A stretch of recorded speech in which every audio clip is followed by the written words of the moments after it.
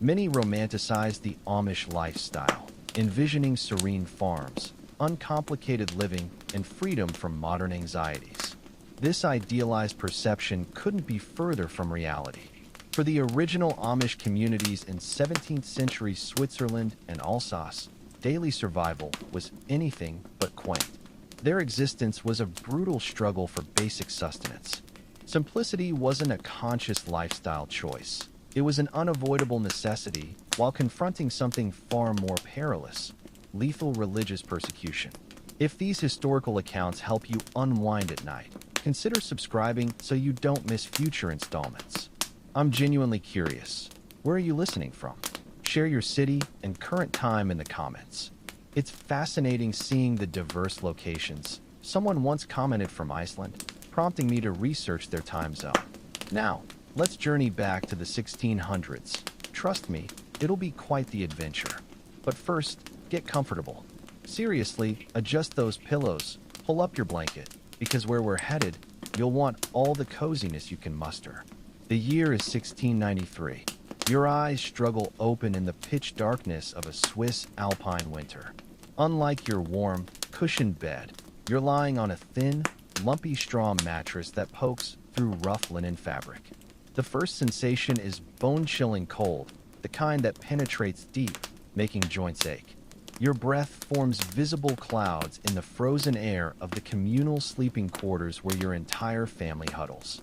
No alarm clock roused you. The rooster hasn't even crowed yet. But your body instinctively knows it's approximately 4:30 a.m. because survival depends on rising before dawn. You linger momentarily, savoring the only warmth you'll experience all day: the trapped body heat beneath the heavy wool blanket shared with younger siblings. Time to rise for the Lord's work, your father whispers across the room. His tone remains gentle but brooks no delay. Internally, you plead for just 5 more minutes of blanket warmth. But that's not how life functions here. Every minute of daylight is precious, especially during winter's brief 8-hour sunlit windows. Bare feet meet ice-cold wooden flooring, provoking an involuntary wince. Ancient floorboards creak in protest beneath your weight. This farmhouse has sheltered 3 generations, and every beam and nail complains with age. No running water awaits. No hot shower, not even indoor plumbing. Instead, you shatter the ice crust formed overnight in the doorway water bucket. The satisfying crack of breaking ice precedes splashing frigid water on your face, the shock like a slap awakening your senses. Thank you, Lord, for this new day, you whisper, the first of countless prayers you'll offer before nightfall. Amish devotion permeates every waking moment. It's not confined to Sunday observances, but infuses each action, each breath. Your entire existence testifies to your beliefs. Nearby, your mother already tends the cooking fire, her hands cracked and bleeding from endless cycles of wet work and dry winter air. No moisturizers or healing creams exist here, just herb-infused lard for the deepest fissures. The cow sounds restless, she observes without looking up. Best check her. Might be her time. Outside, snowdrifts pile against house walls, providing meager insulation against alpine winds howling through the valley. You don fresh clothes, the same heavy wool trousers, homespun shirt, and thick wool vest your mother crafted last autumn. You own just 2 outfits, everyday wear and worship attire. Let me paint your pre-dawn reality. No porch lights illuminate your path. No shoveled walkways guide you. Just a rough wooden door opening onto knee-deep snow and darkness, with only starlight as your guide. And these aren't ordinary stars. In this electricity-free world without light pollution, the night sky explodes with brilliance. The Milky Way flows so densely overhead, it actually casts shadows. The barn stands merely 30 paces away, yet feels like miles as wind slices through clothing like non-existent fabric. By the time you reach the barn door, ears burn with cold and fingers lose all feeling. Inside, animal body heat barely raises the temperature above freezing. In the dimness, the cow's eyes reflect faint light through wall cracks as she lies on her side, belly heaving. Your mother was right. Labor has begun. Instantly, your carefully planned day unravels. A difficult birth could mean losing both animals, and losing the cow means losing milk, butter, cheese, essential winter survival staples. Easy, girl, you murmur, stroking her flank.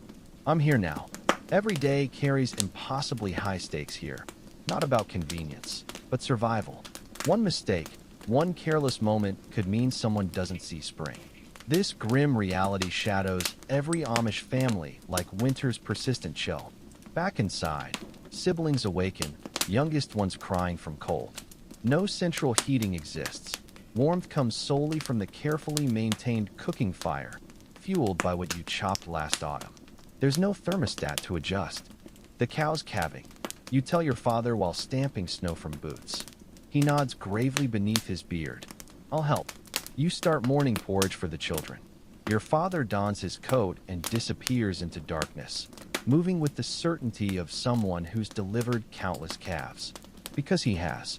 This is authentic Amish existence, not some costumed tourist attraction, but an unrelenting work cycle beginning before dawn and ending long after dusk.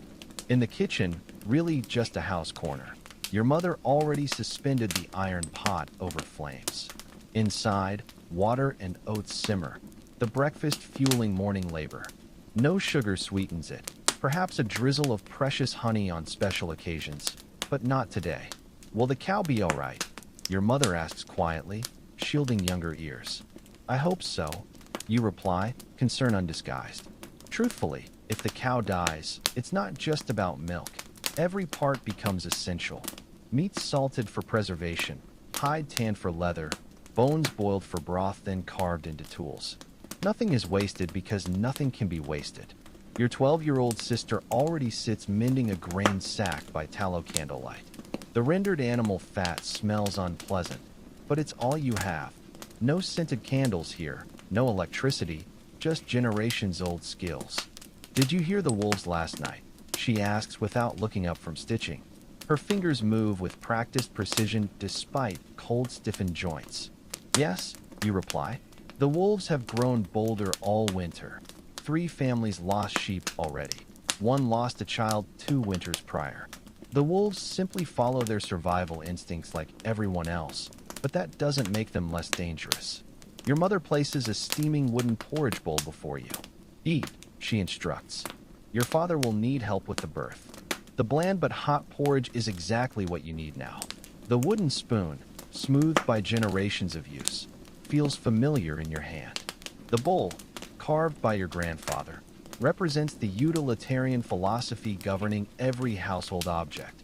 Nothing decorative or frivolous, only necessities shaped by hands understanding each resource's value.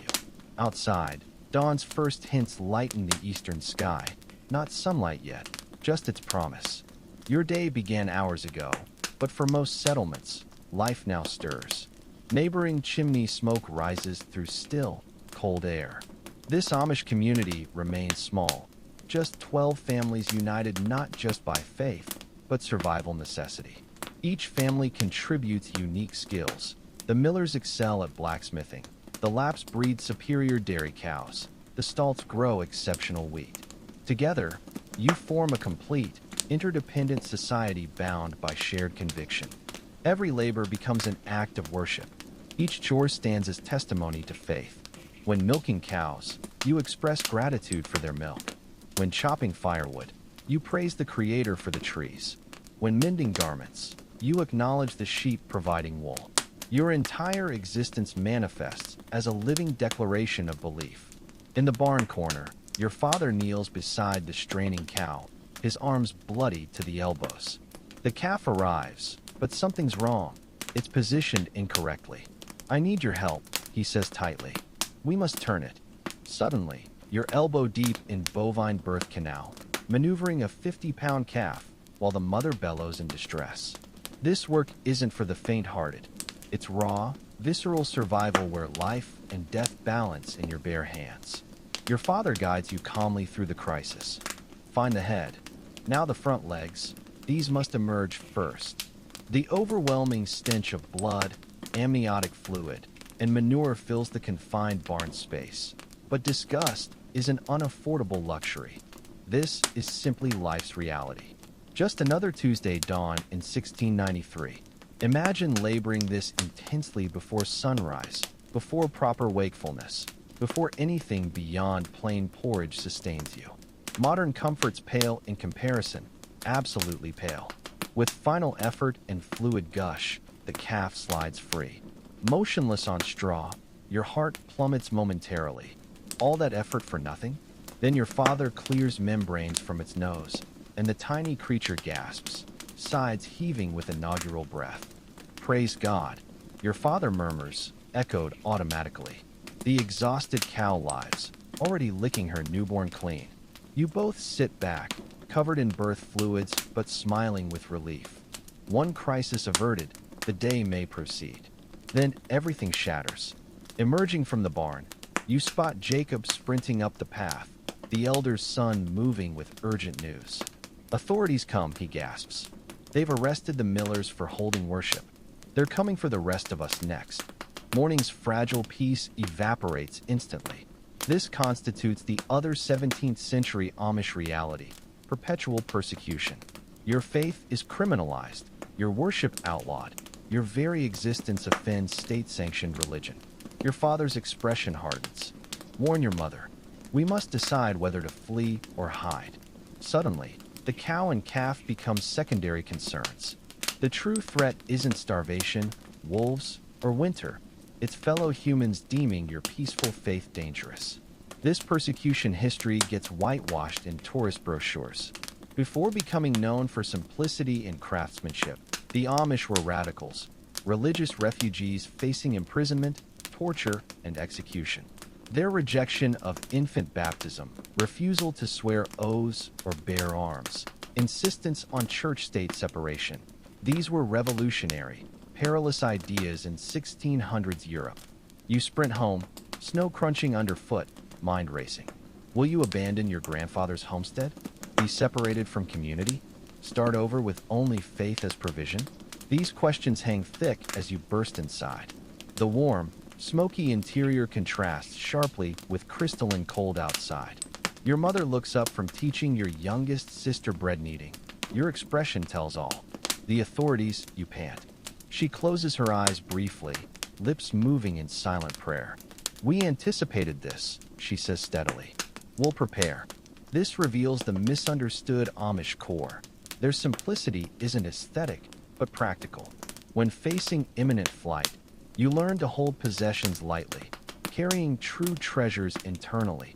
Faith, family bonds, skills no one can confiscate. As sunlight finally crests the horizon, painting snowfields pink and gold, your family gathers around the table. Despite looming threats and exhaustion from pre-dawn labor, momentary peace descends as your father reads from the worn Bible. Blessed are those persecuted for righteousness. The words, spoken in German dialect evolving into Pennsylvania Dutch, fill the small room, both comfort and challenge. This defines 1693 Amish existence, accepting that faith may cost everything. Outside, full daylight reveals snow glittering nearly blindingly. Cows still require milking, bread baking, wood chopping, clothes mending. Survival's rhythm continues despite persecution. If anything, threats render each task more urgent, more precious. Truthfully, you don't know if tomorrow will find you performing these same chores, hiding in forests, imprisoned, or trudging toward unknown refuge. This uncertainty permeates existence. Danger remains as constant as cold. But so does faith. So does community binding you together. So does knowledge you're living your deepest convictions, regardless of cost. As you resume morning chores, this reality weighs heavily yet strengthens you.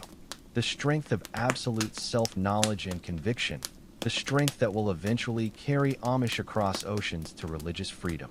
But that's another story. For now, work awaits before authorities arrive.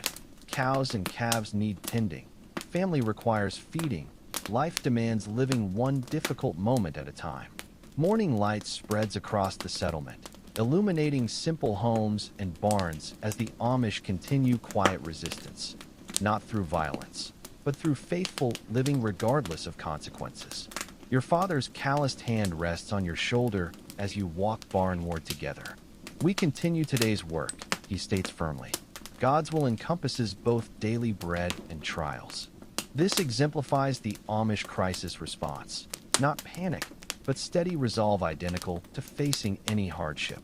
Threats may change. The response remains constant. Faith, work, community. Morning sun now gilds snow-blanketed fields, revealing your family's modest 10-acre farm surrounded by forest. Summer transforms these fields with wheat, rye, and vegetables. Winter renders them dormant under snow. Jacob says we've perhaps 2 days. Your father explains while forking hay. The elders meet tonight to decide our course. You nod silently, suppressing words. You've heard horror stories. Families torn apart, parents jailed, children placed with state-approved families, properties seized. Fear sits like a stone in your gut, yet your hands keep working. Animals need feeding regardless of human troubles. 17th century Swiss farming constitutes an all-consuming lifestyle requiring every ounce of energy and ingenuity. Modern farmers with tractors and fertilizers would scarcely recognize this back-breaking labor extracting sustenance from soil, using only hand tools and draft animals. The plow blade needs mending, your father observes, examining the crucial tool. We'll visit the millers. He stops abruptly, remembering. I suppose we'll manage without now. Losing the blacksmith devastates the community. Without properly maintained tools, every task grows harder, slower, less productive. Persecution's ripple effects extend beyond individuals, weakening collective survival capacity. I'll attempt straightening it. You offer, though your skills pale beside the Miller family's generations of smithing. Do your best, your father agrees. I'll check root cellar stores. We may need portable food if we leave. The root cellar beneath your house stores winter survival. Potatoes, carrots, turnips, cabbages, apples carefully arranged on shelves. Preserved meats dangling from ceiling hooks. Pickled vegetables lining walls. Every item represents growing season labor, physical manifestations of your family's work. Fleeing means abandoning most provisions, the thought tightening your chest with anxiety. Your 14-year-old brother Hans joins you in the barn, his face prematurely aged. I overheard, father, he whispers. Are we leaving? Perhaps, you answer honestly. Amish children aren't shielded from harsh realities. Even youngsters understand their faith carries costs. We'll know after the elders meet. Hans nods, wordlessly taking up a pitchfork. Together you clean stalls companionably, manure steam briefly fogging cold air. Nothing gets wasted. Manure will fertilize fields come spring, completing nature's cycle. I don't want to leave, Hans confesses, voice small. I like it here.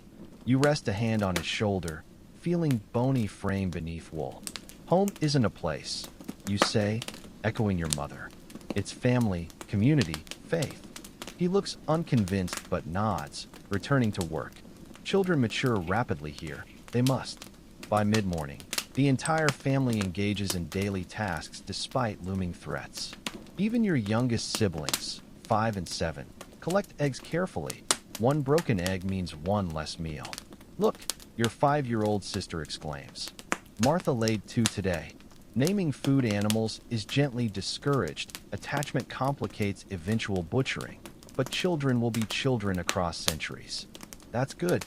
You smile. God provides. Meanwhile, your mother and sisters transform raw materials into usable goods. In the main room, spinning wheel and loom click-clack rhythmically, their wool originating from your own sheep, shorn last spring, cleaned, carded, spun, now woven into future clothing. 17th century living means no store-bought shirts.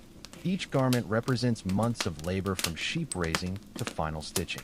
We should prioritize warm socks today, your mother says practically. If traveling becomes necessary, good socks prove essential. This pragmatism explains Amish survival despite persecution. They're nothing if not prepared. Outside, a horse-drawn cart appears, not feared authorities, but Bishop Yoder. Your father helps the bearded spiritual leader down, his eyes grave beneath a broad-brimmed hat. Jacob, He greets your father in German pronunciation. Might I come in? Inside, your mother serves precious imported tea, a rare luxury. As the bishop delivers grim news, the situation worsens. Authorities have new orders from Bern. Any practicing Anabaptist worship means imprisonment. Children will be removed to state-approved families. A collective gasp fills the room. Persecution has escalated devastatingly. What must we do? Your father asks, though everyone knows the answer. We must leave, the bishop states simply. All of us. This region is no longer safe. The decision settles over the family like a heavy quilt. No outbursts, no hysterics, just immediate action. Well then, your mother says, smoothing her apron with work-roughened hands, we'd best get to work. There's much to prepare. This resilience, this ability to accept radical change and instantly adapt, defines Amish survival. No time for self-pity, no space for questioning divine will, only forward motion. The day transforms into a carefully choreographed dance of preparation. Every family member, down to the youngest, receives tasks. Essential possessions must be sorted from dispensable ones. Food packed, clothing gathered, tools selected. Only absolute necessities can accompany you. Everything must fit in the single family cart or be carried. You're dispatched to the barn to prepare livestock. Some animals will travel, the horses, a milk cow, a few chickens. The rest must be given to sympathetic non-Amish neighbors. Leading the young calf from its mother breaks your heart, knowing they'll never reunite. But sentiment can't override practicality. The young cow couldn't survive the journey. Care for her well. You tell the neighbor's son collecting animals. He nods solemnly, understanding the gravity despite his family's different faith. Father says you can hide in our hayloft if needed, he whispers nervously, glancing about as if authorities might already be watching. This small kindness nearly undoes you. Thank you. May God bless your mercy. As afternoon wanes, more visitors arrive, other Amish families confirming plans, sharing resources, offering assistance. This demonstrates community strength. No one faces hardship alone. Women congregate in the kitchen, cooking an enormous meal from perishables that can't travel. It's an odd feast born from necessity rather than celebration, yet possesses its own beauty. One final moment of abundance before lean journeying. We'll travel together to the Untold Valley. Bishop Yoder explains to gathered men. Contacts there will shelter us temporarily. Afterwards, we may need to move further east, perhaps Alsace or the Palatinate. These distant places sound mythical. You've never ventured more than 10 miles from home. The world beyond these mountains seems as foreign as the moon's far side. Outside, winter's early sunset approaches. By unspoken agreement, everyone plans to depart before dawn tomorrow, traveling under darkness's protection. As you help load the family cart, your father draws you aside. From his vest, he produces a small leather pouch. This holds our family Bible and vital documents, he says quietly. If searched, these would be destroyed. Hide them on your person. The responsibility weighs like an anvil. The Bible, hand-copied across generations, is arguably your family's most precious possession. Not just scripture, but a family record with births, marriages, and deaths carefully noted inside. I'll guard it with my life, you vow, tucking the pouch beneath your clothing. Not with your life, your father corrects gently. No possession warrants that price, but guard it with care and wisdom. This perspective, valuing human life above objects while recognizing certain items' importance, is deeply Amish. It allows losing homes and possessions repeatedly without losing identity or purpose. For the final evening meal in your grandfather's house, the table hosts an uncharacteristically lavish spread: fresh bread, preserved meats, autumn's last apples, even a hoarded honey cake. The unspoken knowledge that this is your last night here hangs palpably. Let's share house memories, your mother suggests, her typically practical nature yielding briefly to sentiment. Something to carry with us.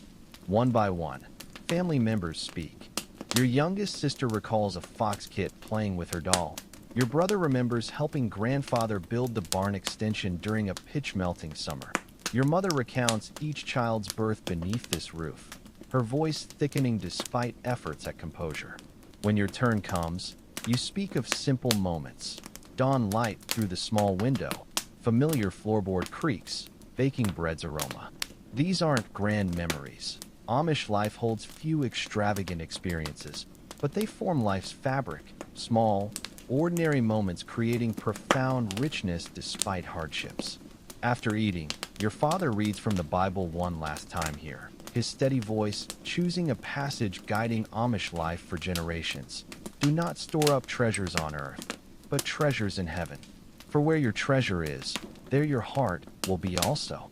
The words gain new meaning tonight as you prepare abandoning nearly everything. What remains are intangibles: faith, family bonds, community, skills, knowledge, true treasures no authority can confiscate. As full darkness falls, you walk the farm's perimeter one final time. The well where you've drawn water daily, your grandfather's apple tree, the stone wall you helped repair last summer. Each landmark etches into memory, becoming part of your internal map. You don't cry. Tears are an unaffordable luxury now. Instead, you thank God silently for this place's safety and ask strength for whatever comes. Inside, the house feels hollowed.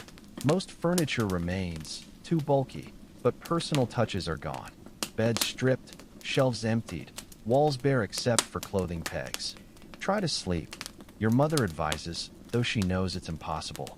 Tomorrow will be long and difficult. You lie on your straw mattress one final time, fully clothed for immediate departure. The familiar scratch of straw against skin, the wool blanket's weight, siblings breathing nearby, all feel precious now facing loss. Your mind races with fears and questions. Where will you sleep tomorrow? Will authorities catch you? What happens to abandoned animals? Will you ever return? But beneath the anxiety flows something deeper: unshakable faith, sustaining generations through persecution. Whatever happens, you're not alone. God travels with you. Community surrounds you. Family remains intact. Perhaps someday there'll be a place to worship without fear, where simplicity is choice rather than survival necessity. That fragile but persistent hope finally allows uneasy sleep. Your last night in the only home you've known, on the eve of a journey testing every ounce of faith and resilience. Outside, light snow begins falling, erasing the day's footprints, preparing a clean slate for tomorrow's unknowns. A firm hand shakes you awake while darkness still reigns. Your father's silhouette appears against faint starlight from the small window. "It's time," he whispers. Your body protests. You couldn't have slept more than 2 hours, but there's no time for grogginess or complaints. This is life or death. The room buzzes with quiet activity as siblings gather meager belongings. No one speaks above whispers. Even the youngest children sense the gravity, remaining uncharacteristically silent. Outside, pre-dawn air assaults your lungs, cold so intense it burns. Fresh snow blankets everything, transforming familiar landscapes into alien, pristine whiteness. Your footprints become the first to mar this perfect surface. "Look," your father murmurs, gesturing skyward.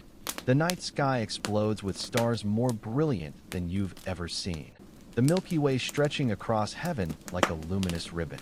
Despite everything, wonder fills you. This beauty persists regardless of human troubles. God's lanterns lighting our way, your mother says, joining you with an armful of bundles. The family cart stands ready, loaded with salvaged essentials. The horse stamps impatiently, its breath forming clouds in the frigid air. Your father helps youngest siblings onto the cart, burying them under blankets and furs against the killing cold. "We walk alongside," he tells you and older siblings. "Save the horse's strength for mountain paths." As you prepare leaving, your mother pauses at the doorway, placing her hand on the rough wooden frame. A silent farewell to where she bore and raised her children. Then, without looking back, she joins your father at the cart's front. The journey begins in silence, broken only by creaking wheels on packed snow and occasional horse snorts. The sky pales gradually from black to deep blue as you follow a narrow forest path toward the meeting point. Remember when we found those blueberry bushes? Your sister whispers, pointing at a snow-covered thicket. Came home with purple mouths. You add, smiling slightly. Mother thought we'd caught some strange disease. These memory bubbles surface as you pass familiar landmarks for the last time. Each curve in the path, each distinctive tree or rock formation holding stories, pieces of your life now being left behind. After an hour's careful travel, you reach the clearing where other Amish families gather. The sight steals your breath. Not 3 or 4 families as expected, but nearly 20 loaded carts. The entire settlement chose flight over imprisonment or forced conversion. Jacob, your father calls, spotting the elder's son who brought yesterday's warning. The young man hurries over, exhaustion lining his face. You made it. Good. We're nearly ready. At the clearing's center stands Bishop Yoder, conferring quietly with church leaders. Despite circumstances, they maintain calm dignity. No panic, no shouting, just deliberate organization. Brothers and sisters, the bishop finally addresses everyone, his voice carrying just enough. Before journeying, let us pray. Without hesitation, every person, from eldest grandmother to smallest child, kneels in snow. Discomfort means nothing compared to worship binding you together. This is Amish essence, not plain clothes or simple tools, but community knit so tightly by shared faith they'll abandon everything rather than compromise beliefs. The bishop's prayer is brief but profound, requesting not ease or comfort, but strength, courage, and unwavering faith. A chorus of whispered amens follows. We travel as one body. He instructs as people rise. The strong will help the weak. None will be left behind. This principle immediately manifests as 2 young men lift an elderly woman onto their cart, carefully tucking blankets around her. Nearby, a mother with a newborn passes her 3 older children to a neighboring family with more cart space. Are you afraid? Asks a voice beside you. Margaret, the blacksmith's daughter, your exact age. In another life, you might have courted her. Now, who knows?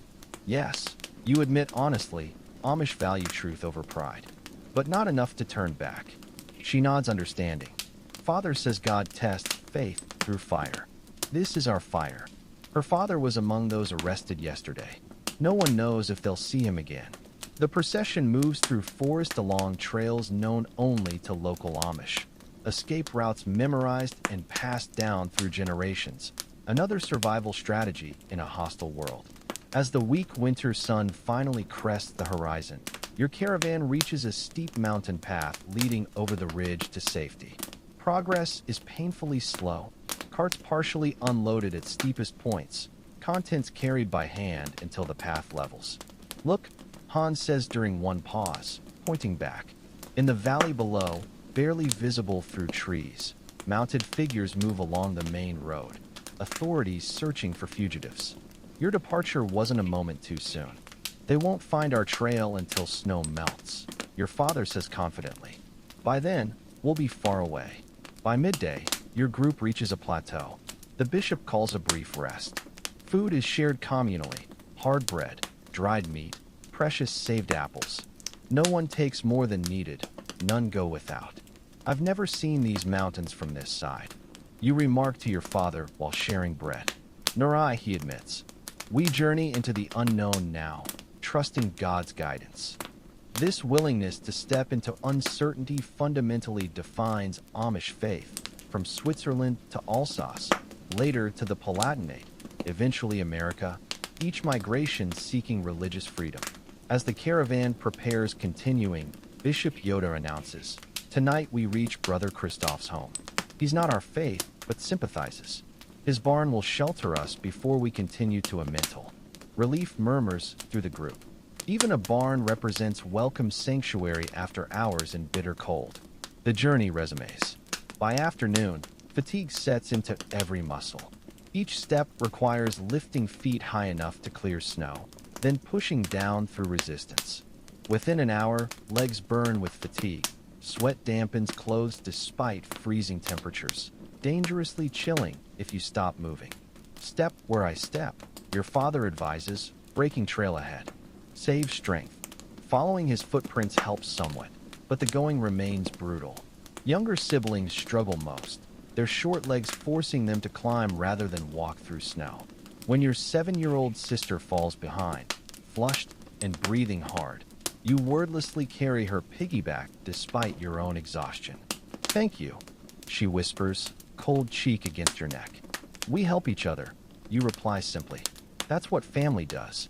This ethic, the strong assisting the weak without resentment, is Amish community's heart. Children learn early that individual welfare is inseparable from group welfare. The caravan stops frequently today, allowing rest and warming before continuing. During one break, you notice Margaret standing alone, gazing at the distant valley. "Looking for patrols?" you ask. She shakes her head, just wondering where father is now. If he's warm, if he sees these same mountains. Separation through persecution creates unique agony, not knowing a loved one's fate, imagining worst scenarios without confirmation. "Mother says we should picture him in God's hands," Margaret continues. "But that's hard when your own hands are so cold you can't feel them." You offer no platitudes, just stand with her, sharing uncertainty's weight. This too is profoundly Amish, bearing witness to suffering without minimizing it. By early afternoon, snow resumes, layering fresh challenges onto already difficult terrain. Wind drives icy particles into exposed skin. Younger children cry from cold and exhaustion, tears freezing on cheeks. "We need shelter soon," your mother tells the bishop. "The little ones can't continue much longer." He nods grimly. An abandoned hunting lodge lies about an hour ahead. "We'll aim for that." The promise of actual shelter, walls, a roof, perhaps a fireplace, motivates continued movement despite worsening conditions. Even horses seem to move with renewed purpose, sensing possible respite. When the lodge appears, a low, sturdy structure nestled against rocky hillside, collective relief sighs through the group. It's not large enough for everyone comfortably, but compared to makeshift shelters, it feels palatial. "The men will sleep in carts and under canvas," Bishop Yoder announces. "Women, children, and elderly will use the lodge." This arrangement, prioritizing the vulnerable, reflects Amish masculine responsibility. Men don't claim privilege from leadership positions, but use greater physical resilience to ensure others' comfort and safety. Inside, the lodge is dusty but sound. Large central fireplace, floor space for about 40 to sleep packed closely. Women immediately sweep debris, arrange bedding, and prepare the fireplace for the first real fire in days. Your mother assigns you to watch younger children while she helps organize. You lead them in simple games, riddles, finger plays, quiet songs, distracting them from cold and hunger. "Tell about when Grandpa built our house," your youngest brother requests, snuggling against you. So you begin the familiar story, how your grandfather cleared land, prepared timber, and gathered community for a barn raising that transformed lumber into a home in one day. The narrative creates continuity between past and uncertain present. As evening approaches, the lodge transforms. Clean straw covers floors. Fire burns steadily. Women organize cooking stations using the fire, and few brought pots to prepare hot food, a luxury after days of cold rations. The meal is simple but nourishing, thick grain porridge with dried vegetables and preserved meat bits. What elevates it is the pine needle tea afterward, brewed from needles gathered outside. Pine needle tea prevents winter sickness, an elder woman explains. Our grandmothers used it when medicines were unavailable. This practical herbalism, using available plants for health, represents another Amish self-sufficiency layer. Without formal medical access, communities develop extensive natural remedy knowledge passed through generations. After eating, families arrange for sleep, creating small privacy islands within communal space through careful body and belonging positioning. Despite crowding, profound security exists in being surrounded by community, hearing dozens breathe in united faith and purpose. Before sleep comes something impossible during previous hurried camps, storytelling. We've traveled hard, Bishop Yoder explains, caring for our bodies. Tonight, let's nourish our spirits. What follows isn't formal worship, but equally sacred, oral transmission of community history. Elders recount Anabaptist tales, faith maintained despite persecution, divine provision in need, ancestors facing similar challenges. One tells of Felix Manz, among first Anabaptist martyrs drowned in 1527 for insisting on adult baptism. Another recounts Dirk Willems turning back to rescue his pursuer who fell through ice, only to be captured and executed for his faith. These aren't mere history, but foundational narratives shaping Amish identity. Placing current hardships within this longer persecution story provides a framework for understanding suffering as meaningful rather than random. For children especially, these stories prepare them for Amish life's challenges. They learn their faith always carried costs, their community always faced opposition. Their current journey is an aberration, but part of a generations-long pattern. As storytelling winds down, Bishop Yoder invites those with particular concerns forward for prayer. Several come. A mother worried about her infant's cough, an older man with joints swollen painfully from cold, a young woman without news from her betrothed since the settlement scattered. Each receives equal attention, a listening ear, a gentle shoulder touch, a prayer in the German dialect connecting this moment to countless similar ones throughout Amish history. No miraculous intervention is promised, just assurance of God's presence and community support regardless of outcome.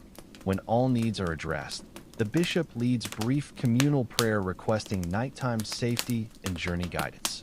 Then families settle in, the lodge gradually quieting except for occasional fire crackles. Despite exhaustion, sleep eludes you. Unfamiliar surroundings, tomorrow's uncertainty, physical discomfort conspire against rest.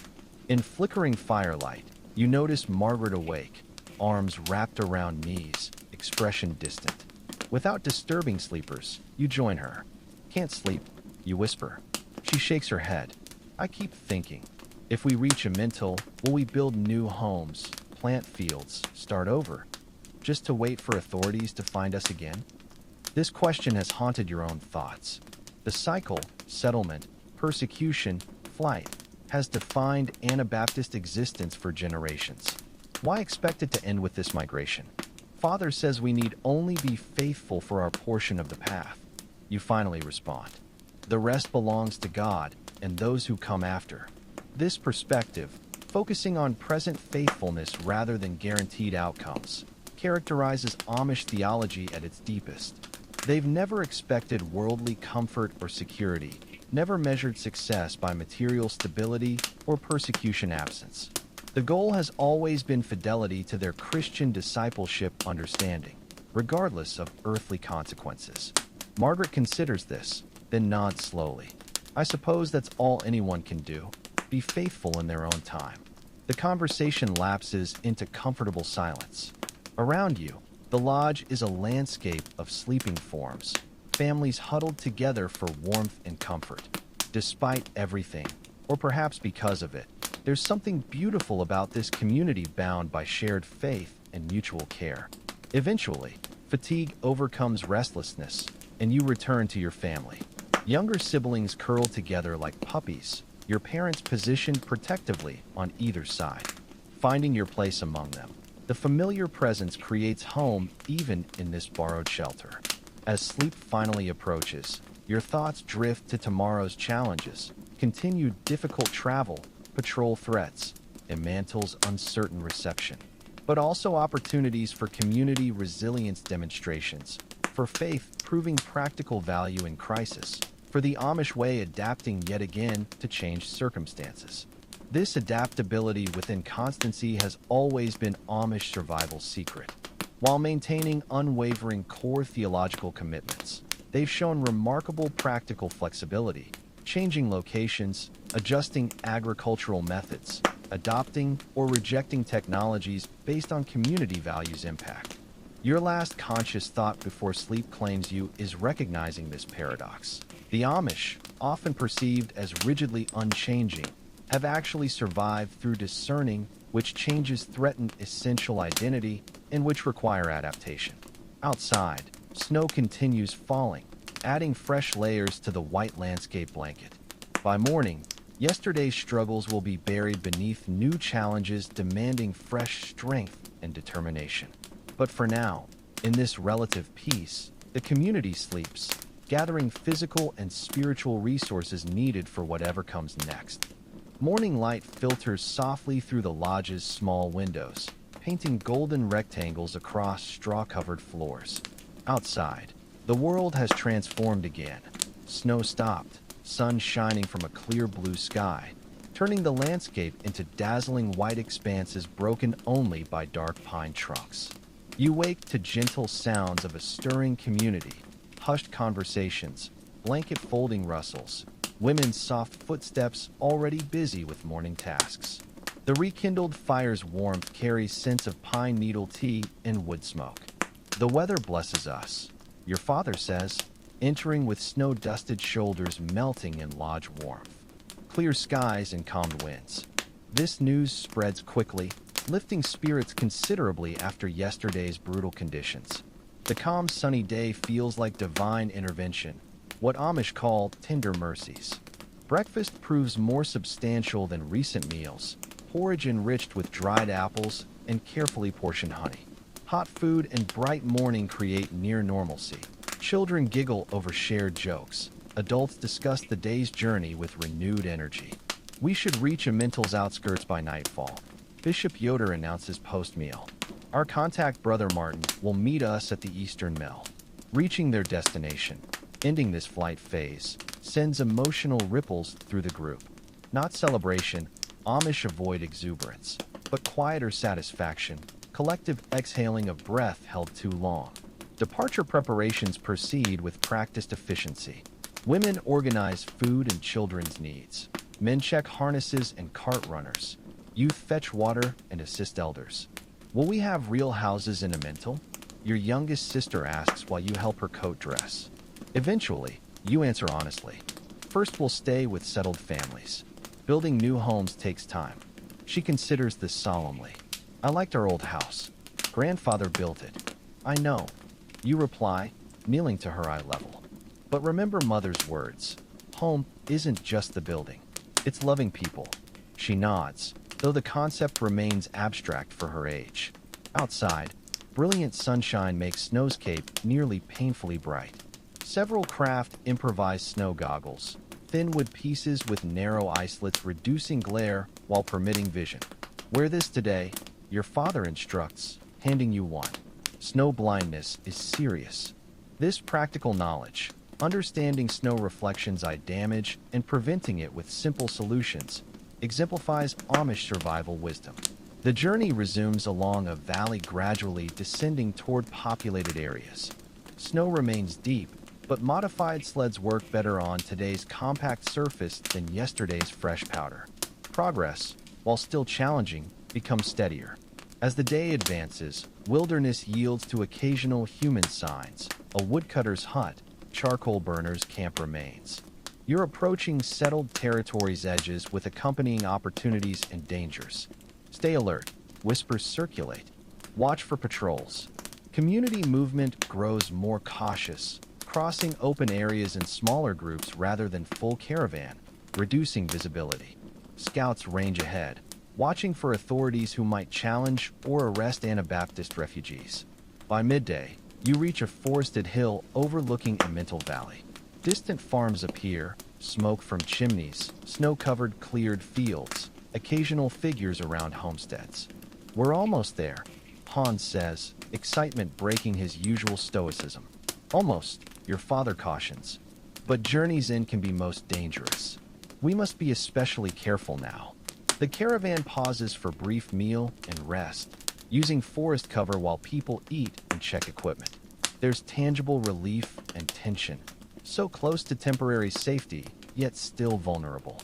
During this break, Bishop Yoder gathers adults for final pre-Amental council. You're deemed old enough to attend, standing at the circle's edge as leaders strategize. Brother Martin meets us at dusk, the bishop explains. He'll guide families separately to shelter homes. We cannot stay together in the valley, too conspicuous. This creates visible unease. After days moving unified, Separation feels threatening. Amish draw strength from physical community presence. How will we worship? A man asks, voicing central concern. Regular community worship is essential to their Christian understanding. Brother Martin's community established signals, the bishop assures. They've held secret services for years, know how to worship safely under watch. Knowing an established Anabaptist community exists in Untold, one that developed persecution survival methods, offers reassurance. You'll join others who already adapted to local conditions, not pioneer survival strategies. As the meeting concludes, families prepare for the final journey leg and imminent separation. Parents explain to children they might live temporarily with unfamiliar families. Friends exchange promises to reconnect. Small gifts change hands as connection tokens. Margaret presses a smooth wooden cross into your palm. Father made it. I have another. When we meet again, we'll know we both arrived safely. In Amish culture where possessions are limited and adornment discouraged, such exchanges carry profound meaning. I'll keep it safe. You promise, tucking it beside your Bible pouch. The caravan moves out again mid-afternoon, descending toward valley floor. The journey now requires extreme caution, entering patrol-heavy areas where citizens might report suspicious travelers. Act natural.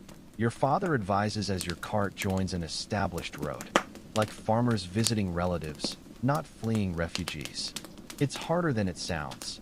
Days of hard travel left everyone exhausted and tense, their body language broadcasting weariness rather than routine travel calm. Even youngest children sense caution needs, subduing usual chatter to whispers or silence. As twilight approaches, you reach the designated meeting point, an abandoned eastern approach mill, its water wheel long decayed. The caravan approaches cautiously, scouts ensuring no watchers lurk.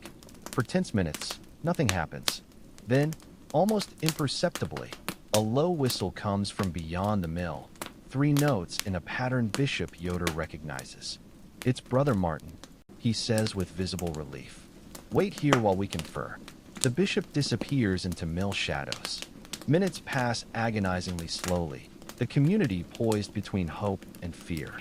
Finally, 2 figures emerge, Bishop Yoder and a shorter, plainly dressed Anabaptist stranger. Brothers and sisters, the bishop announces, this is Brother Martin who will guide us to safety. The stranger surveys gathered families, his expression mingling compassion and concern. We must move quickly, he says without preamble. Patrols increased recently. My people wait to guide each family to temporary shelter. What follows is carefully orchestrated dispersal. From surrounding forest emerge a dozen local Anabaptists, each assigned to lead 1 or 2 refugee families to safe houses scattered throughout the valley. Goodbyes are hurried but emotional, restrained by necessity and cultural habit. We'll send word when safe to gather, Brother Martin assures. Until then, trust your hosts and remain inconspicuous. Your family is assigned to a quiet farmer named Joseph with a larger cart. Transfer belongings quickly, he instructs. We have farthest to go. The shift happens efficiently. Your modest possessions move between carts in minutes. Your original cart and horse will go with another family heading differently, a precaution against authorities tracking specific vehicles. God be with you, Bishop Yoder tells your father, clasping his hand, until we worship together again. Then you're moving away from the only community you've known for days, following a stranger into deepening darkness. Trust becomes your only option. Younger siblings press against your mother, seeking reassurance in her physical presence as familiar faces disappear into night. Joseph proves taciturn but kind, offering only essential information while guiding your cart along back roads and farm tracks. We'll reach my brother's farm in about 2 hours, he explains. You'll stay in their guest house until permanent arrangements are made. The night journey proceeds mostly silently, everyone tense knowing safety remains uncertain. Occasionally, Joseph signals complete quiet when passing villages or crossroads where authorities might lurk. Your father sits beside Joseph on the driver's bench, asking quiet questions about local Anabaptists. The answers paint a familiar picture: a group maintaining faith despite persecution, adapting practices to preserve essential beliefs while ensuring survival. How long has your community been here? Your father asks during one clear stretch. About 30 years, Joseph replies. Since Zurich persecutions peaked. We've learned to be cautious, but not fearful. God provides ways to continue when authorities oppose us. This resilience, this calm certainty faith persists despite opposition, offers profound reassurance. Your community's experience isn't unique, but part of a generations-long pattern. Others walked this path before, maintaining their faith. You can too. The night deepens as you continue. Younger children fall asleep despite cart jostling. Exhaustion finally overcoming anxiety. Even you drift intermittently, rhythmic hoofbeats and wheel squeaks creating a hypnotic fatigue backdrop. You jerk awake when the cart suddenly stops. Joseph raises a hand for silence, listening intently. In the distance, what alarmed him? Multiple horses approaching. Into the trees, he whispers urgently, quickly and quietly, likely a patrol. Your family moves with practiced speed, helping sleepy children from the cart into roadside pine shelter. Joseph leads the horse and cart deeper into tree concealment. Huddled in darkness, you wait as horse sounds grow louder. Your heart pounds alarmingly loud. Beside you, your youngest brother whimpers until your mother gently covers his mouth. The patrol appears, 4 mounted men with lanterns, moving at searching pace rather than travel speed. Their uniforms mark them as local authorities who would have arrested you back home. They're looking for us, Hans whispers. Your father nods grimly. The danger is real and immediate, not abstract possibility. The patrol stops almost directly opposite your hiding place. One dismounts, examining road surfaces by lantern light. Cart tracks here, he announces. Fresh ones. A second joins him. Could be anyone. Farmers move at night sometimes. Or those Anabaptists we're after, the first insists. They were reported this direction. The tension is unbearable as they debate following tracks into forest or continuing road searches. Your family remains frozen. Aware discovery means family separation. Children taken from parents, adults imprisoned. Finally, the patrol leader decides. We'll continue to crossroads, then circle back if nothing found. These tracks merit investigation, but I want main routes checked first. The men remount and continue down the road, lantern lights gradually diminishing. Even after they disappear, your group waits motionless, listening for returning sounds. We'll wait longer, Joseph whispers after several minutes. Then take alternate route. They'll watch this road now. The detour adds hours to your journey. Instead of roads, Joseph leads across fields and through woodlets, using local geography knowledge to avoid patrol areas. The going is difficult, breaking trail through snow, helping cart over rough terrain, but preferable to capture. It's well past midnight when you finally reach the destination farm. The main house is dark, but a smaller building shows a single light, someone waiting despite the hour. My brother's wife. Joseph explains while helping your exhausted family down. She'll have food ready. The woman greeting you wears plain clothing and cap, her face lined from farm work, but eyes showing genuine welcome as she ushers you into the guest house kitchen. You must be hungry and cold, she says, ladling steaming soup into bowls. Eat, then rest. Questions can wait until morning. The simple vegetable broth with bread might be the most delicious meal you've ever tasted. Or perhaps exhaustion and relief make it seem so.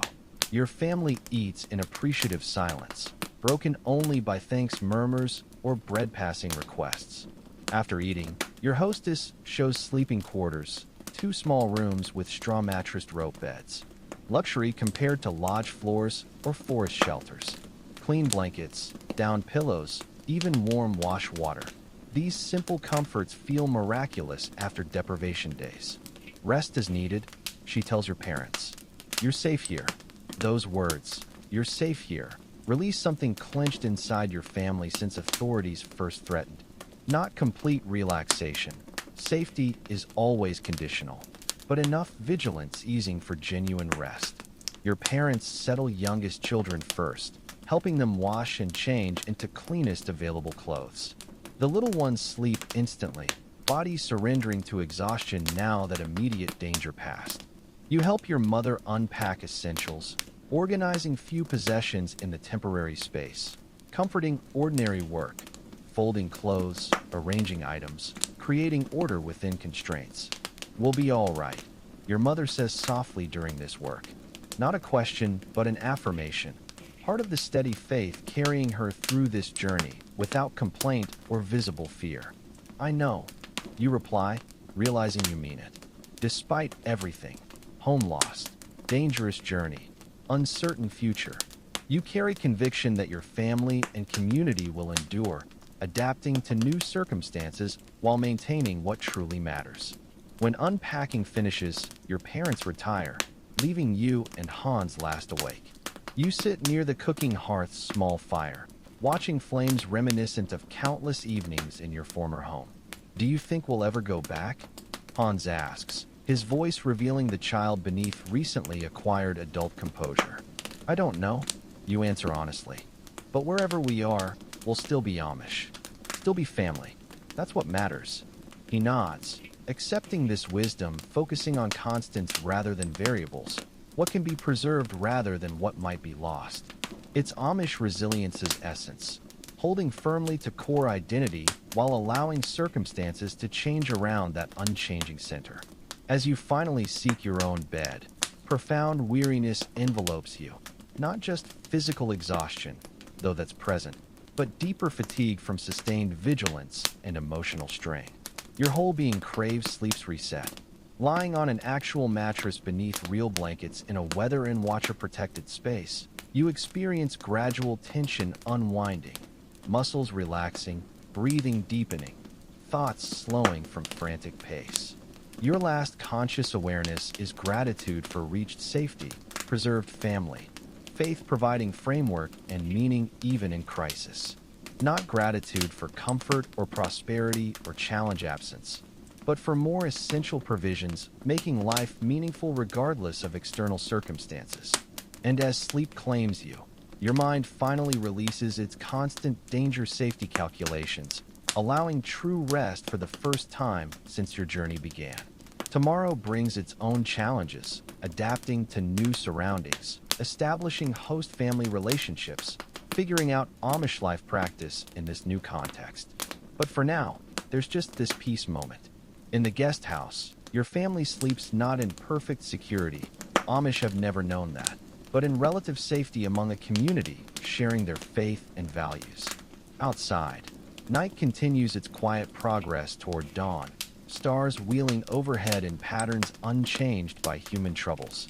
This cycle, persecution and flight, danger and refuge, loss and adaptation, has defined Amish experience for generations. Yet through it all, their life and faith essentials remain remarkably constant. Their journey continues, not just the physical journey to this temporary haven, but the longer spiritual journey of a people determined to live their deepest beliefs, whatever the cost. And as your breathing deepens into sleep rhythm, perhaps you carry into dreams an intuitive understanding of what makes this possible. The recognition that home is primarily a way of being, not a place. That community survives displacement. That faith provides continuity even when all external circumstances change. Just as you sink deeper into your pillow now, comfortable and warm, imagine those Amish families centuries ago finding their peace moments amid hardship, their faith carrying them through challenges that would break less resilient spirits. Perhaps in this space between wakefulness and dreams, you feel connection across time to others who sought rest after difficult journeys, finding renewal preparing them for whatever comes next. Dawn breaks with a peculiar stillness, the kind that settles after prolonged turmoil. You wake not to the familiar creaks of your grandfather's house, but to the muffled sounds of an unfamiliar dwelling, the whisper of your hostess moving about her kitchen, the distant cluck of chickens greeting the new day. For a disorienting moment, you can't place where you are. Then memory rushes in. The arduous journey, the nighttime escape from patrols, the sanctuary of this immental farmstead. Sunlight filters through rail glass windows, a luxury your mountain home never had, casting geometric patterns across the wooden floor. The guest bed's straw mattress, while still humble by modern standards, feels impossibly luxurious after nights spent on frozen ground or crowded lodge floors. You lie still for several breaths, savoring the novel sensation of waking without immediate danger pressing upon you. Awake at last? Your mother whispers from across the room where she's folding the family's spare clothes. Our hostess has milk and bread waiting downstairs. The men have already gone to assess the livestock. There's a lightness to her voice you haven't heard in weeks. Not happiness exactly, but the relief of temporary respite. Downstairs, the farmer's wife, Sister Lena, as you've learned, bustles about her hearth with practiced efficiency. Unlike your mother's work-roughened hands, Lena's bear the marks of cheese-making, their wrinkles permanently etched with the scent of cultured milk.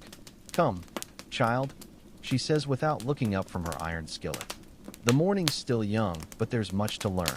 This becomes your first lesson in refugee life. Even in sanctuary, idleness has no place. Amish adaptability means immediately contributing to your host's household. While your father and brothers assist with farm chores, you're assigned to help Lena with dairy work, a skill your mountain community never prioritized. The cheese cellar astonishes you. Shelves upon shelves of aging wheels, their rinds developing complex molds that Lena identifies like old friends. "This blue-veined one frightens newcomers," she chuckles, running a calloused finger along a particularly vibrant specimen. But it's worth its weight in silver to French traders. Her casual mention of commerce surprises you. Your isolated community seldom interacted with outsiders, let alone foreign merchants. "Brother Martin's people have agreements," Lena explains, noting your confusion. "Certain farms produce certain goods. We trade through sympathetic Mennonites in town." This reveals an entire underground economy sustaining the Emmental Amish, one that balances their separation principles with practical survival needs. The morning passes in a blur of steaming milk, curd cutting, and brine baths. Lena's movements are so precise they seem choreographed, each step in the cheese-making process timed to some internal clock. "Your arms will ache tonight," she predicts as you stir the vat for what feels like hours. "But by winter's end, you'll have shoulders like a milkmaid." At noon, the men return from fields, their boots tracking in fresh mud that Lena shoos them to scrape outside. The midday meal is simpler than you expected: dark bread, pickled vegetables, and soft cheese so young it's barely set. "The good wheels age at least 6 months," Lena apologizes, but to your starved palate, the fresh cheese tastes like ambrosia. Your father shares news from the barnyard. "The herd's in good health," he reports between bites. "Brother Johann has promised to teach me their grazing methods come spring." There's an eagerness in his voice you rarely heard back home. The mountain farm's routines had been established for generations, leaving little room for new learning. Here, even your father becomes a student again. After lunch, Lena leads you to the weaving room where her daughters work alongside 2 other refugee girls. The loom here dwarfs your mother's modest frame. This one stands nearly 2 meters wide, capable of producing broadcloth for trade. "We'll start you on spinning," says the eldest daughter, Anna, guiding you to a corner stool. Your fingers look nimble enough. The afternoon dissolves into the rhythmic whisper of flax fibers twisting into thread, the chatter of girls exchanging news in the peculiar Emmental dialect that blends German with local Swiss influences. They speak openly of things your community only whispered about: which farms hide worship materials, which paths patrols avoid, even which Catholic families can be trusted in emergencies. As your spindle grows heavy with thread, Anna leans close. "You'll need to learn our signs," she murmurs. 3 knocks, then 2 means meeting tonight. A white cloth on the fence post warns of danger. This clandestine communication network both comforts and unsettles you. The realization that even here, faith must be practiced in shadows. Dusk comes early to the valley, the high mountains stealing sunlight hours before true sunset. The men return from their labors, their breath visible in the suddenly chilly air. Supper is a quiet affair. More bread, more cheese, this time accompanied by a thin but nourishing barley soup. Lena's husband, Brother Elias, leads grace with the same solemnity your bishop used back home, though his words carry the local inflection. After supper, an unexpected visitor arrives, Brother Martin himself, his beard frosted with evening dew. The Millers send greetings, he says cryptically before being ushered inside. The adults disappear into the parlor for hushed conversation, leaving you with the younger children. Through the closed door, you catch snippets, talk of a proposed settlement further east, debates about whether the spring thaw will bring more persecution. When the men emerge hours later, their faces give nothing away. Only your father's slight nod to your mother communicates that decisions have been made. Brother Martin departs as quietly as he came, melting into the moonless night with just a murmured, "God be with you," as farewell. That night, as you prepare for bed, your mother finally shares the news. The elders have secured land near the Alsatian border, she whispers while braiding your sister's hair. When the pass is clear in spring, several families will journey there to establish a new community. Will we go? Your sister asks, her voice small in the darkness. God will guide us. Your mother answers, the non-reply telling in its evasion. You understand her meaning. The decision isn't truly theirs to make. Like the early apostles, Amish families go where need and circumstance direct, trusting their leaders' discernment. Sleep comes fitfully despite the comfortable bed. The cheese seller's earthy aroma clings to your hands, mingling with the unfamiliar lanolin scent of a mental wall. Your muscles ache from unaccustomed labor, yet your mind races with the day's revelations, the secret trade networks, the coded signals, the ever-present possibility of another relocation. Just as you drift off, a song jolts you awake, 3 sharp raps, a pause, then 2 more. Anna's words echo in your mind. 3 knocks, then 2 means meeting tonight. Through the window, you see shadowy figures moving toward the barn. Your father rises silently and joins them, his silhouette swallowed by the larger darkness. You lie awake until he returns near dawn, his clothes smelling of hay and candle wax. He says nothing of what transpired, but when morning light reveals a white cloth tied to the fence post, his face tightens. No chores beyond the barn today, he instructs over breakfast. Lena will keep the girls inside. The day passes in uneasy quiet. Even the children seem subdued, picking up on the adults' tension. Lena teaches you to churn butter with grim efficiency, her ears seemingly straining for sounds beyond the farmyard. Only when the white cloth disappears at dusk does the household exhale collectively. That evening, Brother Elias finally explains. A tax collector came through the valley, he says while mending a harness by firelight. They sometimes look for excuses to search Amish homes. His needle moves with practiced ease, the mundane task belying the danger implied. The white cloth warned neighboring farms to hide their books and sacraments. This revelation shakes you that even mundane government business could threaten your way of life. Back in the mountains, your isolation provided some protection. Here in Amish, the Amish walk a constant tightrope between engagement and separation. Over subsequent days, you settle into the rhythm of refugee life. Mornings in the cheese cellar, afternoons at the loom, evenings helping prepare the next day's meals. The work is harder than anything you knew at home, yet there's satisfaction in mastering new skills. Lena praises your quick hands with the curved knife. Anna marvels at how evenly your spun thread stacks on the distaff. One market day, you're allowed to accompany Lena to town, though you must hide your distinctive cap beneath a borrowed cloak. The bustling Bernese town seems like something from a traveler's tale. Stone buildings 3 stories high, a marketplace smelling of fish and fresh ink, even a printed notice nailed to the church door declaring the latest edicts from Bern. Lena moves through the chaos with practiced invisibility, exchanging quiet words with certain stall keepers while avoiding the magistrate's gaze. At the bookseller's stall, She trades a small wrapped cheese for a German primer. For the children, she murmurs, "Do you suspect this is one of the forbidden books Bishop Yoder warned about, possibly even Luther's writings? Do you dare not ask?" The return journey finds you quiet, your mind struggling to reconcile the Amish separation doctrine with the necessary compromises of refugee life. How much interaction with the world is too much? At what point does survival strategy become dangerous assimilation? These questions plague you as the farm's familiar silhouette comes into view. That night, during rare evening leisure, Brother Elias reads aloud from the German Bible. The passage he chooses seems pointed: Romans 12 verse 2. "Be not conformed to this world." His gaze lingers on each family member in turn, as if measuring their resistance to worldly influences.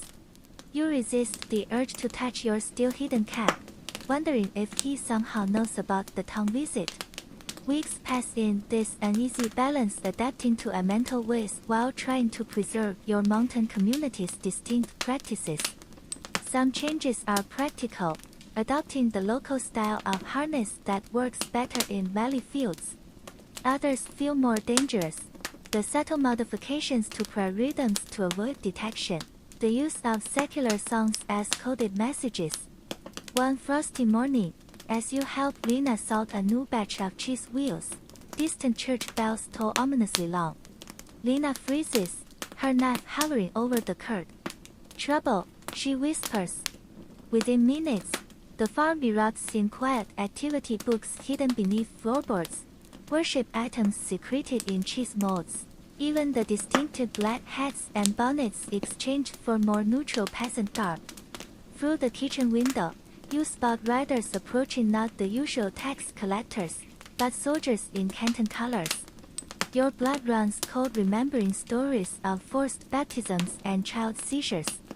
Lena presses a cheese basket into your hands. To the root cellar, she orders, "Take the little ones and don't emerge until I call." The next hours are the longest of your life, huddled in near darkness with your terrified siblings, listening to muffled shots and the occasional crash from above. The youngest whimper quietly, their tears dampening your dress.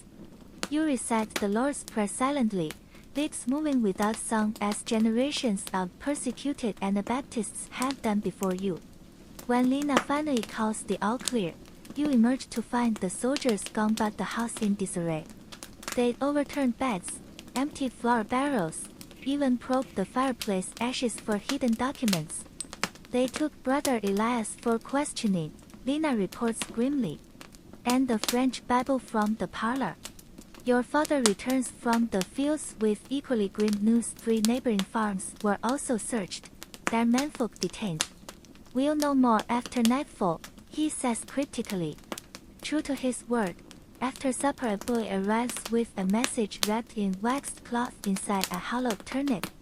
The adults disappear to decipher it, returning with instructions to pack minimally and be ready to move before dawn. The night passes in tense preparation. Lena distributes food parcels and spare clothing to each family member. "The soldiers will return tomorrow with warrants," she explains while kneading travel dough. Brother Martin's arranged temporary shelter deeper in the mountains until this passes. You're assigned to carry the precious German Bible, its boards carefully wrapped in cheesecloth to muffle any telltale clapping. "It's stopped," your father instructs. "Claim it's your grandmother's recipe book." The deception sits uneasily, but survival sometimes requires such compromises, a lesson the elemental Amish have learned through bitter experience. Just before dawn, the household gathers for final prayers.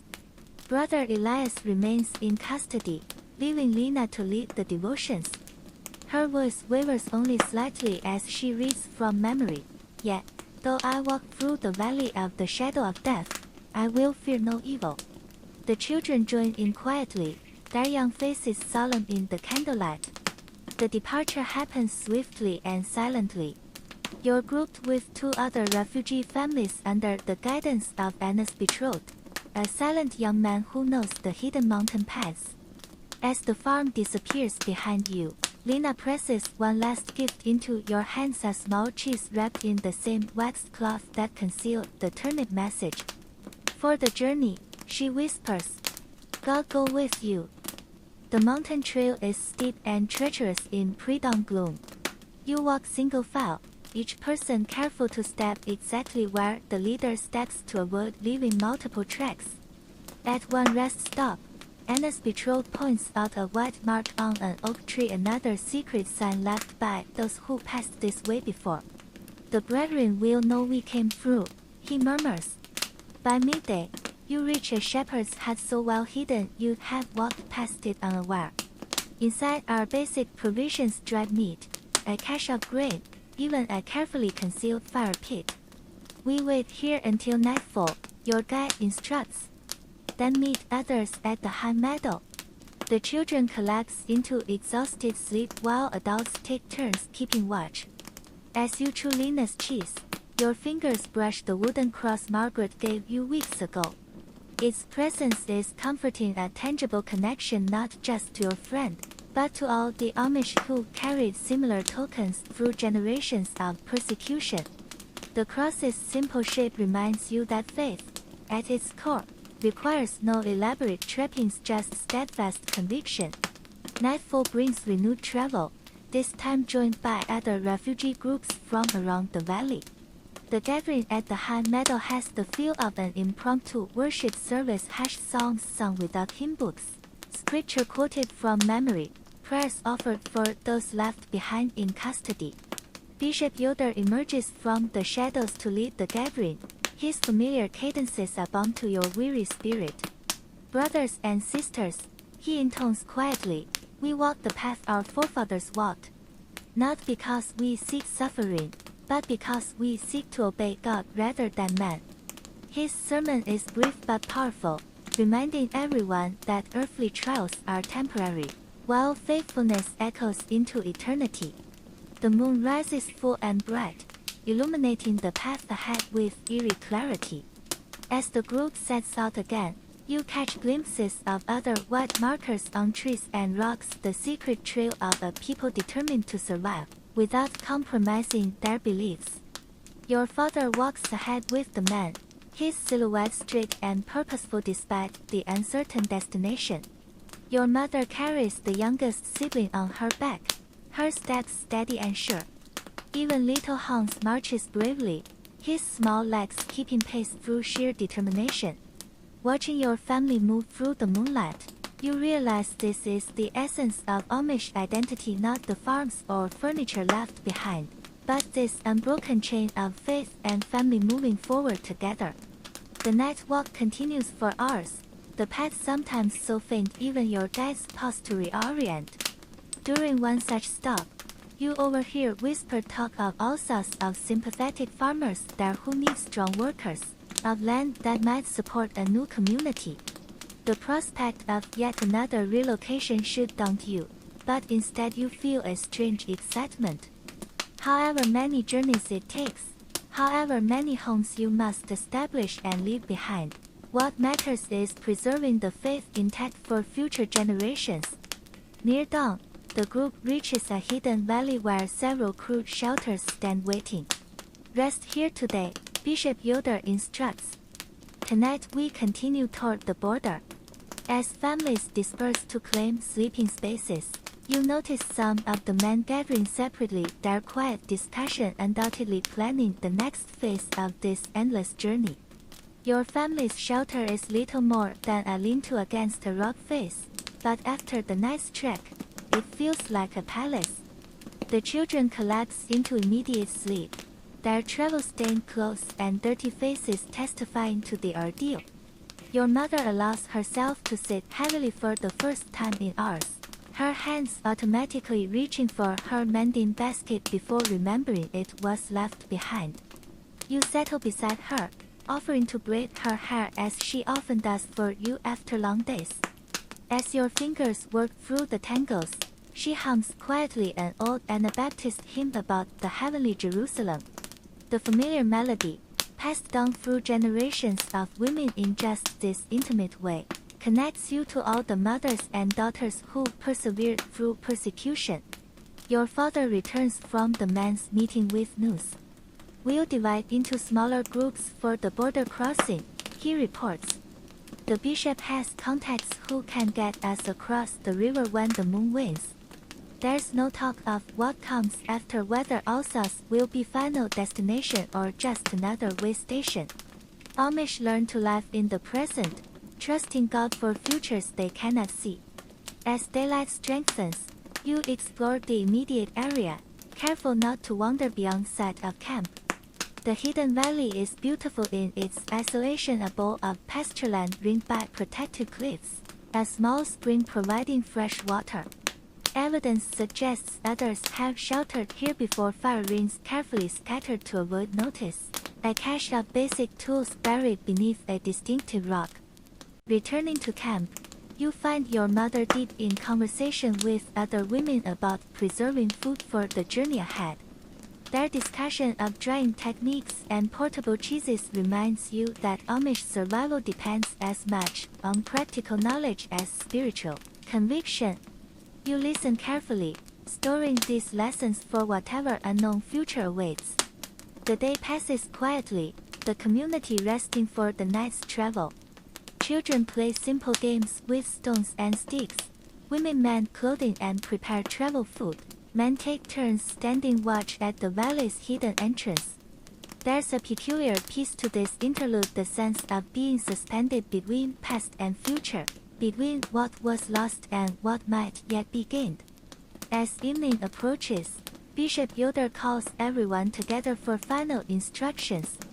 We walk in the footsteps of the faithful, he reminds the group.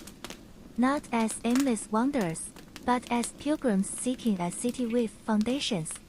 The metaphor resonates. Your people have always been pilgrims, never fully at home in any earthly country. The moon rises as the group prepares to move out. Packs are shouldered, children roused, final checks made. You touch the wooden cross at your neck, the Bible in your pack, feeling the weight of both physical and spiritual necessities. Ahead lies uncertainty, danger, and hopefully eventually a place to worship in peace. But for now, there is only the next step, and the next, and the next, walking the hidden path as generations have before you, trusting that faithfulness matters more than safety, that conviction outlasts persecution, that no matter how far the journey stretches, you do not walk alone. Moonlight transforms the mountain path into a ribbon of quicksilver as your group moves in silent single file. Each crunch of frost underfoot sounds dangerously loud in the still night air. You adjust the straps of your pack, the German Bibles weight a comforting pressure against your spine. Linus wax-wrapped cheese nestled safely beside it. Ahead, your father's broad shoulders block glimpses of the guide's lantern, its thin beam carefully shielded to avoid detection. Steady now, murmurs the young man leading your group, Anna's betrothed, whose name you learn is Joseph. He pauses where the trail forks, examining barely visible markings on an ancient beech tree. Three shallow cuts at eye level, fresh sap glistening in the moonlight. This way, he decides, gesturing leftward where the path narrows dangerously along a cliff face. Your mother tightens her grip on the sleeping toddler strapped to her back. Little Hans, usually so brave, whimpers as he peers over the edge into black nothingness. Don't look down, you whisper, taking his icy hand in yours. Watch Joseph's heels instead. Step exactly where he steps. The advice is as much for yourself as your brother. One misstep on this icy ledge could send you plunging into the void below. For 3 heart-stopping minutes, the path remains barely wider than your feet. Then suddenly it widens into a sheltered hollow where the group pauses to regroup. Joseph motions everyone close. From here, we follow the dry creek bed, he whispers, tracing an invisible rod in the frost. There's a shepherd's hut where we'll meet the others at dawn. The creek bed proves easier walking, its rounded stones muffling footsteps. Moonlight filters through bare branches overhead, creating a shifting mosaic of light and shadow. You lose yourself in the rhythm of walking, your breath forming steady clouds that dissipate immediately in the cold air. The repetitive motion becomes almost meditative left, right, until Joseph's raised hand signals another stop. Ahead, dark shapes resolve into a cluster of crude stone shelters nearly invisible against the mountainside. Wait here, Joseph instructs before disappearing into the shadows. Minutes crawl by as the group stands shivering, ears straining for any sound of danger. When Joseph finally reappears, he is accompanied by a stooped figure carrying a hooded lantern, Brother Martin himself, his beard frosted with condensation. "Praise God you arrived safely," he murmurs, ushering everyone toward the largest shelter. Inside, the air is thick with the scent of damp wool and wood smoke. A single tallow candle reveals other refugees huddled around a carefully contained fire, their faces gaunt with exhaustion but as alight with recognition as they spot familiar faces from the valley. The reunions are quiet but heartfelt, clasped hands, murmured blessings, tears quickly brushed away. Bishop Yoder emerges from the shadows, his usual solemn expression softened by relief. "Brothers and sisters," he begins, then pauses as coughing racks his thin frame. When he continues, his voice is rougher but no less firm. "We rest here today. At nightfall, the strongest will continue toward the border while others remain until guides return." A murmur of protest rises, quickly silenced by the bishop's raised hand. "This is not abandonment," he assures.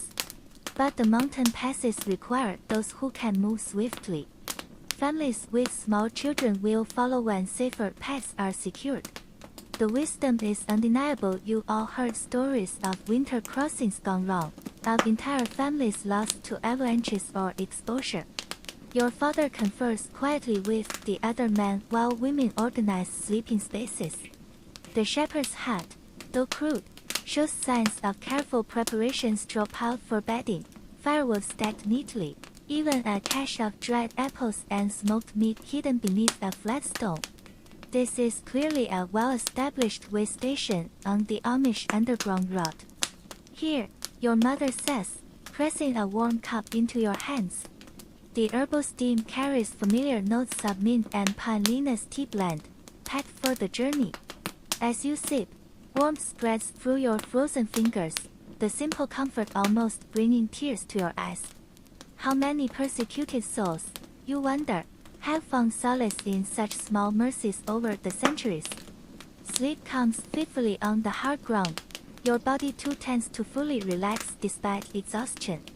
Dreams flicker at the edges of consciousness. Linus cheese cellar, the soldier's footsteps overhead, Margaret's wooden cross glowing in moonlight.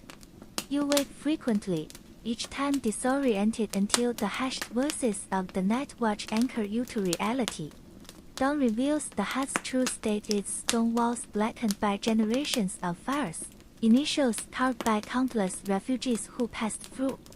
Someone has scratched a date into the lintel, 1683, nearly a decade ago. The realization that this hidden network has operated for so long is both comforting and sobering. Morning brings practical preparations. The men examine footwear, reinforcing soles with leather strips. Women repack supplies for the coming separation. Your mother quietly distributes family belongings. Your father will carry the cooking pot. You keep the sewing kit. Hans is entrusted with the precious tinderbox. Every piece matters, she reminds, her voice steady despite the impending separation. By midday, the hut feels oppressively crowded as more refugee groups arrive. News passes in whispers. Brother Elias was released but must report weekly to authorities. 3 other men remain imprisoned. Soldiers have posted notices offering rewards for information about Amish movements. The atmosphere grows tense with each new report. During a rare moment alone outside the hut, you notice Joseph studying the mountain peaks with a furrowed brow. "Storm coming," he mutters when you approach. See how the clouds cling to the agger. You follow his gaze to where tendrils of mist creep down the distant peak like grasping fingers. We'll need to leave tonight, storm or no storm. The prediction casts a pall over final hours together. Families huddle close, memorizing each other's faces. Your father holds your youngest siblings on his lap, telling them stories about Alsace's vineyards, how the grapes grow so fat there, how the wine cellars stretch for miles underground. The descriptions are clearly embellished, but the children listen raptly, their fears momentarily forgotten. As dusk falls, the parting begins.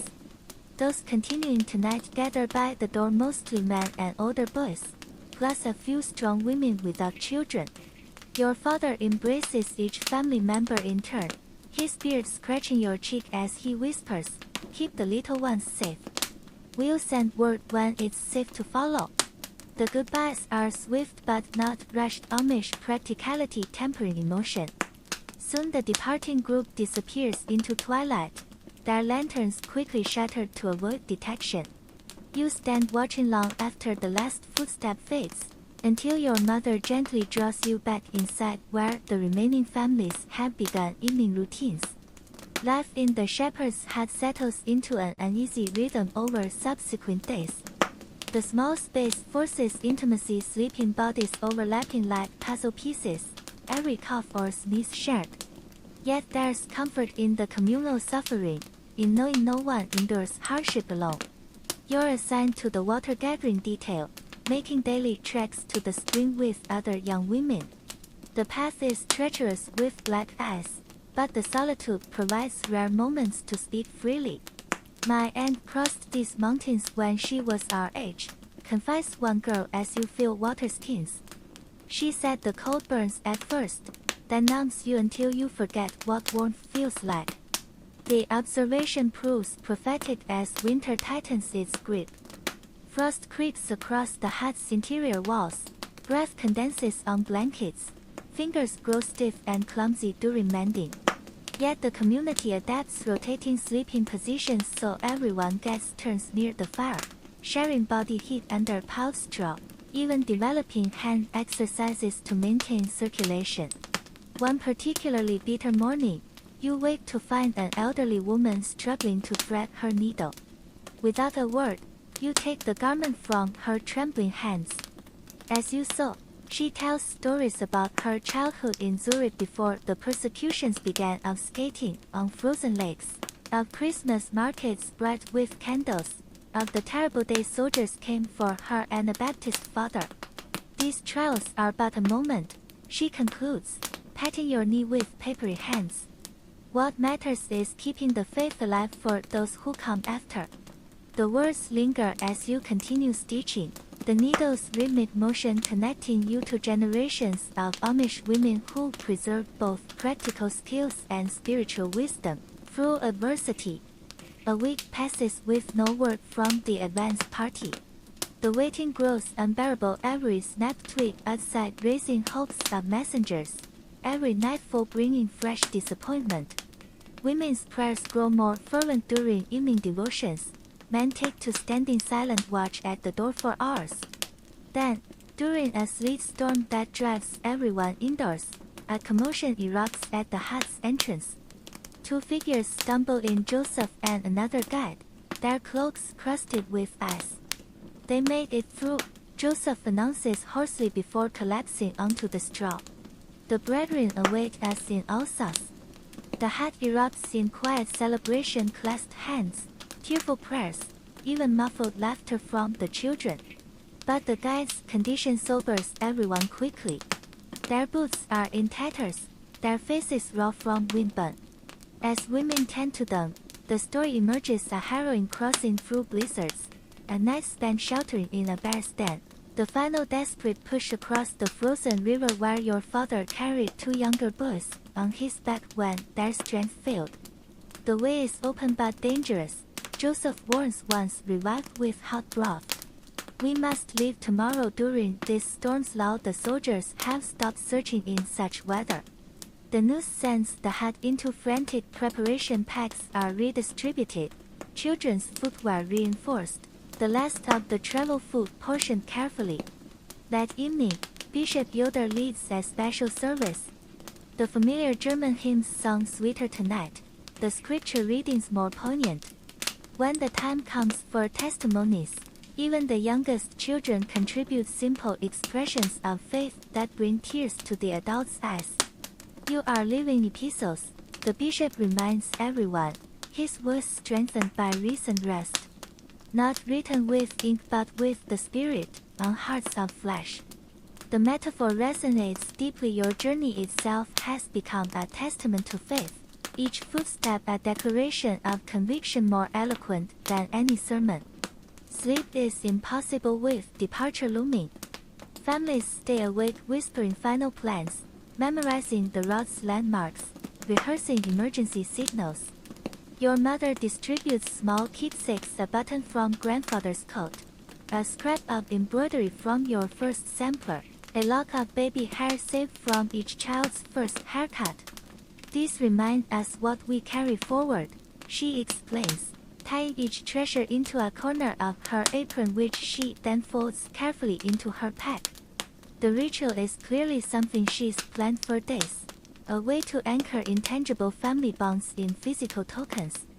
Dawn comes slate gray and ominous. The sleet has stopped, but low clouds promise more precipitation soon. Joseph and the other guide move through the hut with last-minute instructions. Travel single file, no talking. Stop immediately if the lead raises a closed fist. The children are dosed with a mild sedative tea to keep them quiet during dangerous stretches. Just enough to make them drowsy, the hut's elderly healer assures as mothers administer the bitter brew. Watching your youngest sibling's eyelids grow heavy fills you with both guilt and relief. They'll be spared the terror of cliffside paths, but also helpless if danger strikes. The departure is strangely anticlimactic, no dramatic farewells, just a line of bundled figures slipping silently into the mist. You take your place in the middle of the column, Hans clutching your belt from behind.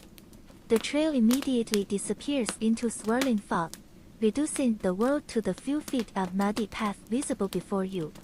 Hours blur together in the monochrome landscape.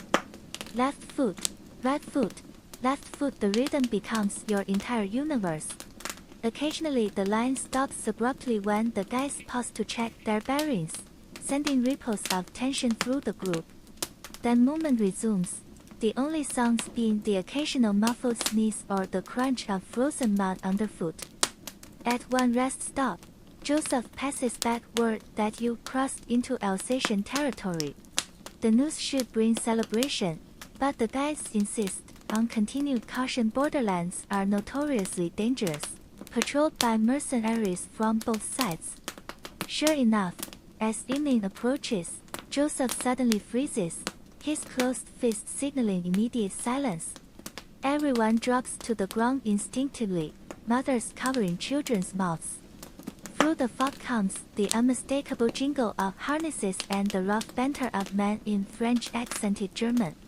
They pass frighteningly close. At one point a horse's steaming breath is visible through the mist, but the Amish stillness proves absolute. When the songs finally fade, Joseph waits a full 10 minutes before motioning everyone up.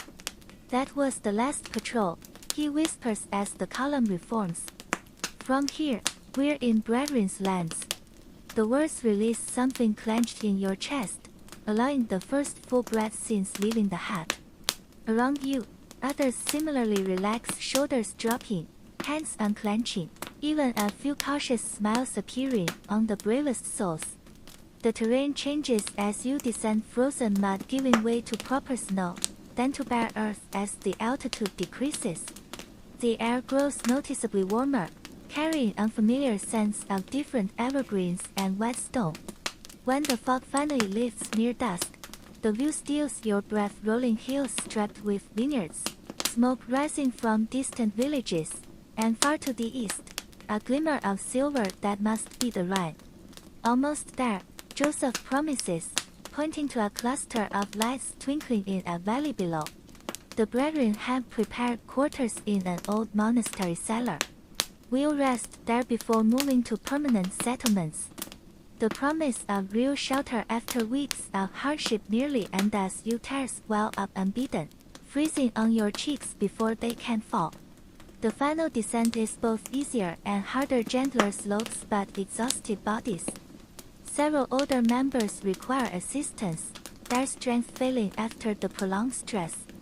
You find yourself supporting the same elderly woman whose stories you listened to days before, her feather-light weight leaning heavily on your arm. "Look," she whispers as the monastery walls come into view. Just like the Israelites seeing Canaan. The comparison seems extravagant until you notice the figures emerging from the distant buildings, dark-clad men, running toward your group with lanterns held high. As they draw nearer, familiar shapes resolve from the gloom: your father's broad shoulders, Uncle Jacob's distinctive limp, even little Peter from the neighboring farm racing ahead of the adults. The reunions are everything you'd imagine and more: crushing embraces, wordless sobs, children passed from arms to arms. Your father lifts your entire family at once, his strong arms encircling you all in a bare hut that smells of wood smoke and sweat and safety. Behind him, other men from the advance party are similarly reuniting with their loved ones, the joyful chaos spilling across the monastery's frozen gardens. "Come inside," your father finally says, wiping his eyes unashamedly. The brethren have warm broth and proper beds waiting. The promise of such luxuries after weeks of deprivation seems almost sinful, but the grateful murmurs around you suggest you're not alone in this weakness. The monastery cellar is dim but blessedly warm, its stone walls lined with straw pallets. Sisters from the local Anabaptist community move among the newcomers with quiet efficiency, distributing steaming mugs, helping the frail to rest, even taking crying infants to give exhausted mothers respite. Their kindness is overwhelming after the harsh journey. Their gentle touches and soft-spoken blessings are balm to frayed nerves. As you sip the rich broth, actual meat in it, your father explains how the Alsatian brethren had prepared for your arrival. There are 3 farms willing to take families, he reports between bites of real bread. And the bishop has secured permission to start a new settlement further north where the land is poor but the authorities less watchful.